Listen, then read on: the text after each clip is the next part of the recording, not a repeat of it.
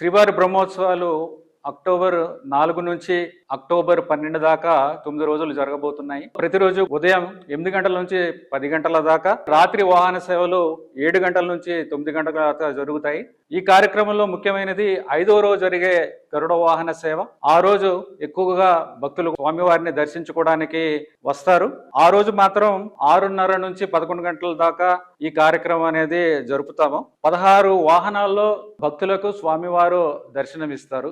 అలాగే 4వ తారీఖున ముఖ్యమంత్రి గారు వస్త్రాలని సమర్పించడం జరుగుతుంది. బ్రహ్మోత్సవాల్లో రద్దీ ఎక్కువ ఉంటుంది కాబట్టి ఆద్యత సేవలన్నీ కూడా రద్దు చేయడం జరిగింది. అలాగే ప్రత్యేక దర్శనాలు రద్దు చేయడం జరిగింది. విఐపి బ్రేక్ దర్శనాలు కూడా రద్దు చేయడం జరిగింది. అలాగే ఎస్సిడి టోకెన్స్ బ్రహ్మోత్సవాల సందర్భంగా 1,32,000 టోకెన్లు ఇవ్వడం జరిగింది. సర్వదర్శనం టోకెన్లు డైలీ ఇచ్చే టోకెన్లు 24,000 ఇవ్వడం జరుగుతుంది. అంగ ప్రదక్షిణ టోకెన్లు కూడా రద్దు చేయడం జరిగింది.